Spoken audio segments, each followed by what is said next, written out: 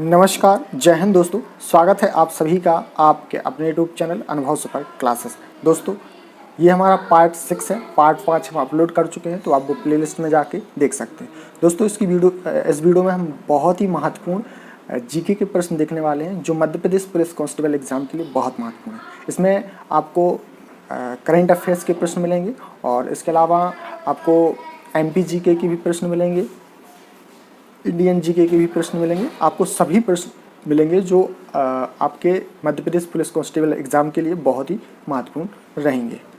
तो ये हमारा पार्ट 6 है। पार्ट 5 हम अपलोड कर चुके हैं, तो आप वो जरूर देखें अगर आपका भी एग्ज़ाम नहीं हुआ है, क्योंकि इसी प्रकार के प्रश्न एग्जाम में आपको देखने को मिल सकते हैं। उससे पहले जो भी दोस्त चैनल पर नए आए हुए हैं वो चैनल को सब्सक्राइब कर लें, बेल आइकन का बटन ऑन करें, जिससे आने वाले वीडियो के सारे नोटिफिकेशन अपडेट आपको मिलते रहें। तो चलिए शुरू करते हैं आज का वीडियो। आज का हमारा पहला प्रश्न है, फॉर्मूला 1 रेसिंग ड्राइवर ने 28 अगस्त 2022 को बेल्जियम F1 ग्रैंड प्रिक्स जीता। तो इसका जो राइट आंसर हो जाएगा वो हो जाएगा option D, Max Verstappen. Right answer क्या हो जाएगा? Max Verstappen. दूसरा प्रश्न है, और ये करंट अफेयर्स से रिलेटेड है, क्योंकि करंट अफेयर्स आपका 2022-23 का पूछा जा रहा है। तो दूसरा प्रश्न है हमारा, 30 सितंबर 2022 को गुजरात के अहमदाबाद में 36वें राष्ट्रीय खेलों में पुरुषों की रैपिड फायर पिस्टल स्पर्धा में स्वर्ण पदक किसने जीता है? तो ये जीता है अनीश भानवाला। राइट आंसर क्या हो जाएगा? Option A, Anish Bhanwala. दोस्तों, 30 दिसंबर 2022 को हरियाणा के करनाल जिले के शूटर अनीश भानवाला ने गुजरात के अहमदाबाद में आयोजित हो रहे 36वें राष्ट्रीय खेलों में शूटिंग में गोल्ड मेडल हासिल किया है। अनीश भानवाला एक भारतीय निशानेबाज हैं। ये करनाल हरियाणा से हैं। वे 25 metre rapid fire pistol, 25 metre pistol, 25 metre standard pistol स्पर्धा में भाग लेते हैं, और अनीस ने 2017 में भारतीय निशानेबाजी टीम का भी हिस्सा थे। तो आपको भी याद रखना है। तो राइट आंसर क्या हो जाएगा? Option A. नेक्स्ट क्वेश्चन है, और बहुत ही इंपॉर्टेंट प्रश्न है, यूनेस्को का मुख्यालय में है। ये एग्जाम में कई बार पूछा गया है। तो इसका जो मुख्यालय है वो है पेरिस में। राइट आंसर क्या हो जाएगा? ऑप्शन बी, यूनेस्को का मुख्यालय कहाँ है? पेरिस में। दोस्तों, यह संयुक्त राष्ट्र शैक्षिक, वैज्ञानिक और सांस्कृतिक संगठन के लिए खड़ा है। इसका जो गठन हुआ था वो 4 नवंबर 1945 को हुआ था। कब हुआ था? 4 नवंबर 1945 को यूनेस्को का गठन किया गया था, और इसका जो मुख्यालय है वो पेरिस, फ्रांस में है। ठीक है, आपको फ्रांस भी याद रखना है। पेरिस फ्रांस में है। और वर्तमान में यूनेस्को के कितने सदस्य हैं? 193 सदस्य हैं, और इसमें 11 सहयोगी सदस्य हैं। और अभी अगर हम बात करें कि भारत यूनेस्को का संस्थापक सदस्य था, और भारत में 40 विश्व धरोहर स्थल हैं। ठीक है, आपको याद रखना है।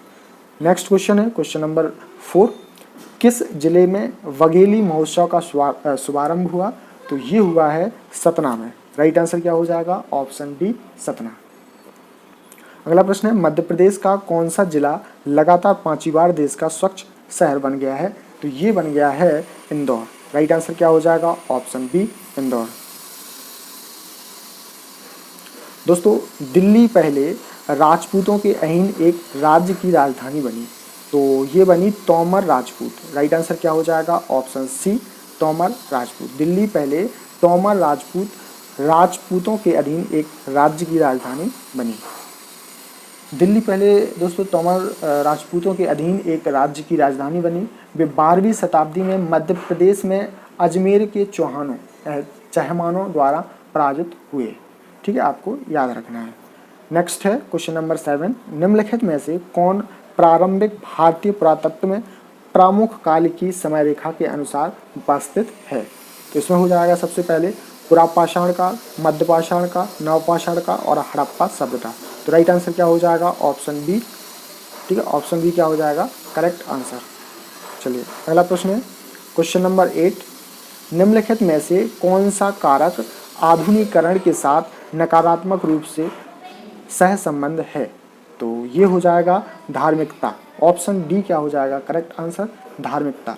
दोस्तों, जब समाज बढ़ता है या आधुनिकीकरण की ओर बढ़ता है तो यह स्वाभाविक रूप से सरकार, कंपनियों और नागरिकों को उपलब्धि के लिए प्रयास करने के लिए प्रेरित करता है। दूसरे, कॉस्मोपॉलिटन को भी एक सकारात्मक अर्थ में लिया जाता है, जिसका अर्थ है कि जब तक आधुनिकीकरण है, लोग कॉस्मोपॉलिटन क्षेत्रों की ओर बढ़ेंगे या लोग अधिक कॉस्मोपॉलिटन बन सकते हैं। तो आपको याद रखना है, ये एक्स्ट्रा फैक्ट है।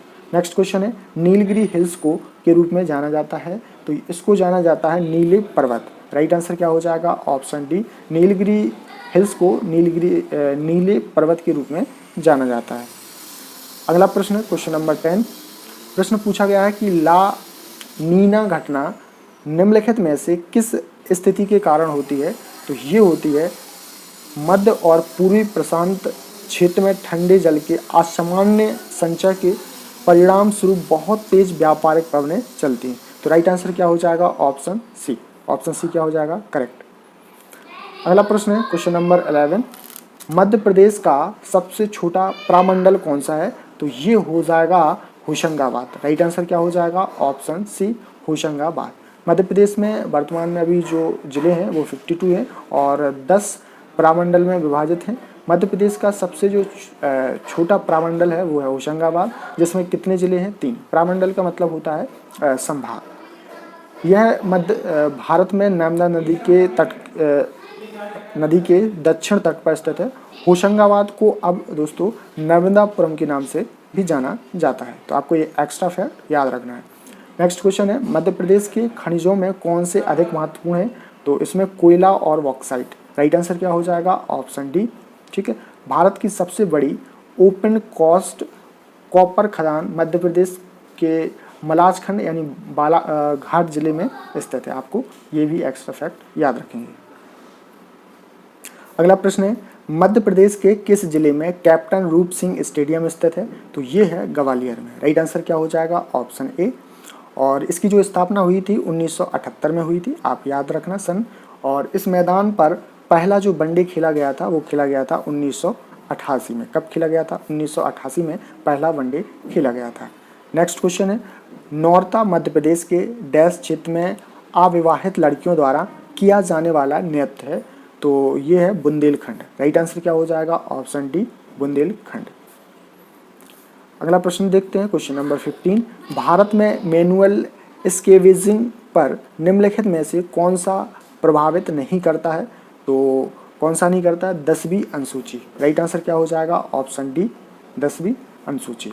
बाकी सब करते हैं। दोस्तों आपको वीडियो पसंद आ रहा हो तो वीडियो को लाइक जरूर करें और इस वीडियो को शेयर भी कर दें अपने दोस्तों भाई बहनों में। अगला प्रश्न है, निम्नलिखित में से खाने के एक समूह का चयन कीजिए जिसका प्रत्येक सदस्य आयरन यानी लोहे से संबंध हो। तो वेरी मोस्ट इंपोर्टेंट प्रश्न है। तो ये हो जाएगा हमारा आंवला, पालक और गुड़। राइट आंसर क्या हो जाएगा? ऑप्शन ए, आंवला, पालक, गुड़। अगला प्रश्न है, भारतीय संसदीय प्रणाली किस मॉडल पर आधारित है? तो ये है वेस्टमिंस्टर मॉडल। राइट आंसर क्या हो जाएगा? Option A, Westminster model. Bharat की संसद ब्रिटेन के वेस्टमिंस्टर मॉडल पर आधारित है। आप रखेंगे याद, ऑप्शन ए। अगला प्रश्न है क्वेश्चन नंबर 18। राज्यसभा का सभापति कौन होता है? तो ये होता है उपराष्ट्रपति। राइट आंसर क्या हो जाएगा? ऑप्शन बी, उपराष्ट्रपति। भारतीय संविधान के अनुच्छेद 63 में कहा गया है कि भारत का एक उपराष्ट्रपति होगा। उपराष्ट्रपति राज्यसभा का प्रदेश सभापति होता है। ये आपको एग्जाम में सीधा प्रश्न देखने को मिलेगा। यह अमेरिकी प्रथा का अनुसरण करता है। अगला प्रश्न है, भारतीय राजनीतिक व्यवस्था में इनमें से कौन सर्वोच्च है? तो ये है संविधान। राइट आंसर क्या हो जाएगा? ऑप्शन बी, संविधान। अगला प्रश्न देखते हैं क्वेश्चन नंबर 20। भारतीय राजनीतिक व्यवस्था में कार्यपालिका के अधीन रहकर कार्य करती है। तो ये करती है विधान पालिका। राइट आंसर क्या हो जाएगा? ऑप्शन बी, विधान पालिका। चलिए इसके बाद हम देखने वाले हैं, अभी हमने टॉप 20 प्रश्न देख लिए और 20 प्रश्नों को और देखने वाले हैं। तो वीडियो मज़ेदार होने वाली है। तो अभी तक जिन्होंने लाइक नहीं किया है तो वीडियो को फटाफट लाइक कर दें और शेयर भी कर दें ज़्यादा से ज़्यादा हो सके। चैनल को साथ में सब्सक्राइब जरूर करें। अगला प्रश्न है, हाल ही में रायबरेली में आयोजित प्रतियोगिता में किसने 100 मीटर रेस में एक नया राष्ट्रीय रिकॉर्ड बनाया? तो ये बनाया है अमलान वोरहोगेन। राइट आंसर क्या हो जाएगा? Option B. राष्ट्रीय खेल दिवस के दिन भारतीय स्प्रिंटर अमलान बोरगोहेन ने उत्तर प्रदेश के रायबरेली में इंटर रेलवे एथलेटिक्स चैंपियनशिप में पुरुषों की 100 मीटर रेस में 10.25 सेकंड के समय के साथ एक नया राष्ट्रीय रिकॉर्ड स्थापित किया है। तो आपको याद रखना है, ऑप्शन बी क्या हो जाएगा? राइट। अगला प्रश्न है, स्विस ओपन बैडमिंटन 2022 का खिताब किसने जीता? तो ये जीता है पीवी सिंधु। राइट आंसर क्या हो जाएगा? Option A, PV Sindhu.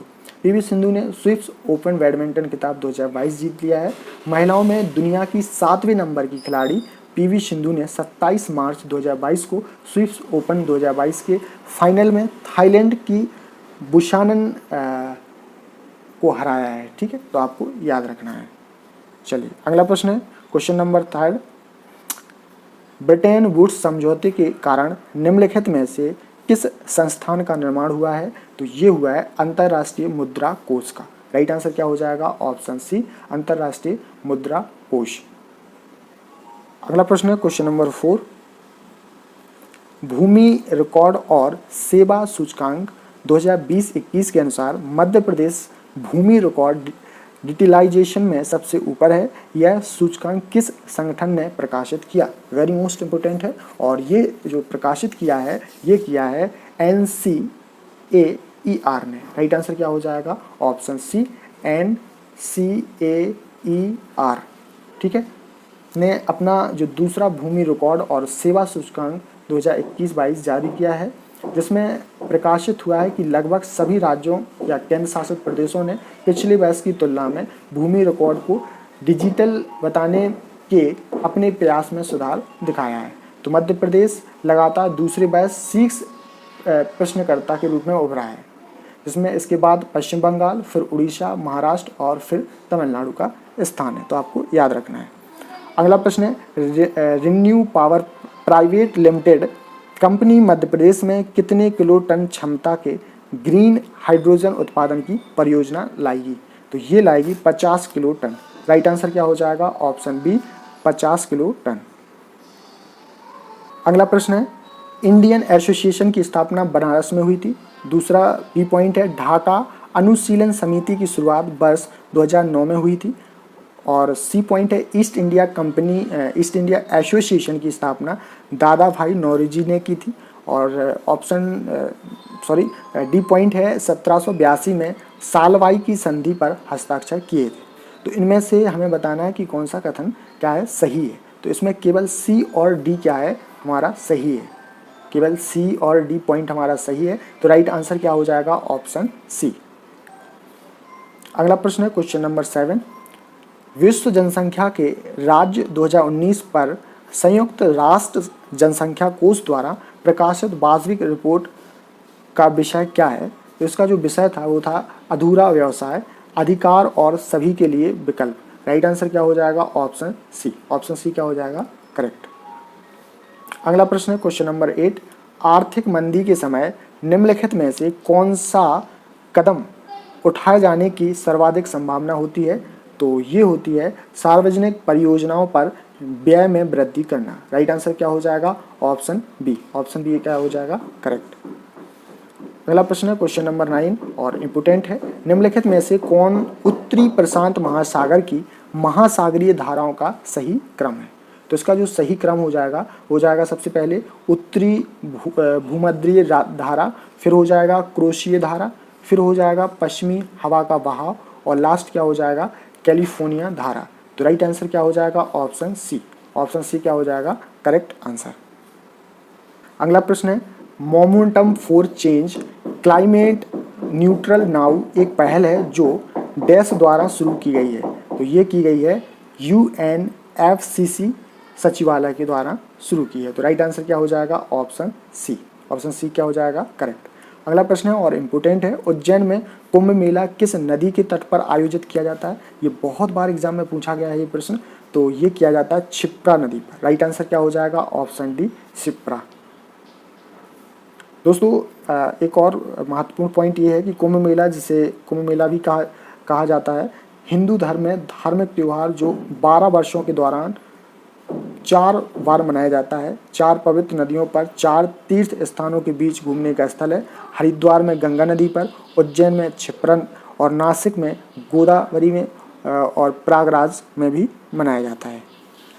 चलिए अगला क्वेश्चन है, क्वेश्चन नंबर 12 देखते हैं। मध्य प्रदेश का सबसे बड़ा राष्ट्रीय उद्यान कौन सा है? तो ये हो जाएगा कान्हा राष्ट्रीय उद्यान। ऑप्शन डी क्या हो जाएगा करेक्ट आंसर? कान्हा राष्ट्रीय उद्यान। मध्य प्रदेश में जनसंख्या के हिसाब से सबसे बड़ा जिला कौन सा है? तो ये हो जाएगा इंदौर। राइट आंसर क्या हो जाएगा? Option C Indore. अगला प्रश्न है, मध्य प्रदेश के पहले मुख्यमंत्री कौन थे? तो ये थे रविशंकर शुक्ला। ऑप्शन ए क्या हो जाएगा राइट आंसर? रविशंकर शुक्ला। मध्य प्रदेश के प्रथम मुख्यमंत्री श्री रविशंकर शुक्ला ने भी विधानसभा में शपथ ली। मध्य प्रदेश के अन्य सभी राज्यपाल और मुख्यमंत्री ने राजभवन में शपथ ली। चलिए नेक्स्ट क्वेश्चन है, क्वेश्चन नंबर 15 देखते हैं। और प्रश्न है हमारा, यहाँ पर निर्देश दिए हैं कि राज्य के उच्च न्यायालय के बारे में निम्नलिखित पर विचार कीजिए। पहला दिया है कि संविधान के अनुच्छेद 213 में प्रावधान है कि प्रत्येक राज्य के लिए एक उच्च न्यायालय होगा। दूसरा पॉइंट है, उच्च न्यायालय के न्यायाधीशों की नियुक्ति राष्ट्रपति द्वारा होती है। और तीसरा है, अनुच्छेद 226 के अंतर्गत इसे कुछ रिट जारी करने का अधिकार है। और लास्ट पॉइंट है कि भारत के संविधान के प्रावधान के तदनुसार 2 तथा 2 से अधिक राज्यों के लिए एक ही उच्च न्यायालय का गठन किया जा सकता है। तो इसमें हमें बताना है कि कौन सा जो कूट है, कौन सा पॉइंट है जो सही है। तो ये हो जाएगा हमारा ऑप्शन सी, यानी कि सेकंड, थर्ड और फोर्थ पॉइंट क्या है? सत्य है। तो राइट आंसर क्या हो जाएगा? Option C. चलिए अगला प्रश्न देखते हैं, क्वेश्चन नंबर 16। और क्या बोला गया है कि निम्नलिखित में से कौन सा कारक एक स्वस्थ व्यक्ति के लिए आवश्यक है? ठीक है, ये पूछा गया है हमसे। तो इसका राइट आंसर क्या हो जाएगा? ऑप्शन डी, यानी कि टीकाकरण भी, संतुलित आहार और व्यक्तिगत स्वच्छता है। यानी कि राइट आंसर क्या हो जाएगा? उपयुक्त सभी। चलिए अगला प्रश्न देखते हैं, क्वेश्चन नंबर 17। इसमें दिया गया है कि राज्य के विधि निर्माण अधिकारों के संदर्भ में निम्नलिखित में से कौन सा सही है? पहला पॉइंट दिया है ए कि संसद राज्य सूची के विषय पर भी कानून बना सकता है यदि 2 या अधिक राज्यों के विधानमंडल इस निष्कर्ष पर पहुंचे कि संसद विधि पूर्वक उन राज्यों से संबंधित राज्य सूची के विषय पर कानून बना सकता है।